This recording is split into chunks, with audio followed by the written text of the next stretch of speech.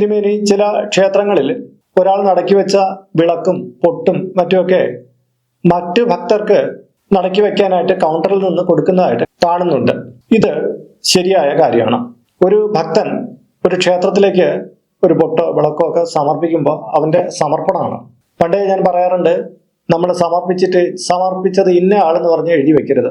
കാര്യം നിങ്ങളത് സമർപ്പിച്ചു കഴിഞ്ഞാൽ നിങ്ങൾക്ക് അതിൽ പിന്നെ യാതൊരു ബന്ധവുമില്ല. അത് പിന്നെ ആ ക്ഷേത്രത്തിലെ ദേവതയ്ക്ക് സമർപ്പിച്ചതാണ്, ആ ക്ഷേത്രത്തിന് സമർപ്പിച്ചതാണ്.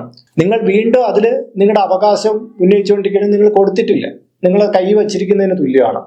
നിങ്ങൾ സമർപ്പിക്കുക എന്ന് പറഞ്ഞാൽ അങ്ങ് കൊടുത്തു കഴിഞ്ഞു, പിന്നെ നിങ്ങൾക്ക് അതുമായിട്ട് ബന്ധമില്ല. നിങ്ങളുടെ ആ ഡ്യൂട്ടി അവിടെ കഴിഞ്ഞു, നിങ്ങൾ സമർപ്പിച്ചു. ഈ സമർപ്പിച്ച വസ്തുവിന് ഈ വ്യക്തിയുമായിട്ട് യാതൊരു ബന്ധമില്ലാത്തത് കൊണ്ട് തന്നെ അവിടുത്തെ ദേവസ്വത്തിന് ആ വസ്തു മറ്റൊരാൾക്ക് കൊടുക്കുന്നതിന് യാതൊരു വിരോധവും ഇല്ല.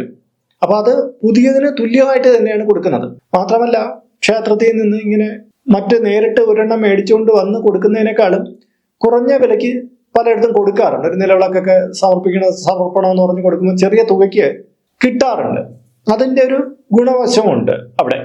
അതുകൊണ്ട് തന്നെ ക്ഷേത്രത്തിൽ നിന്ന് ഇങ്ങനെ വിളക്കോ പൊട്ടോ ഒക്കെ കിട്ടുമ്പം മറ്റൊരാൾ നടക്കി വെച്ചതല്ലേ എന്നൊരു തോന്നലുണ്ടാവേണ്ട ആവശ്യമില്ല.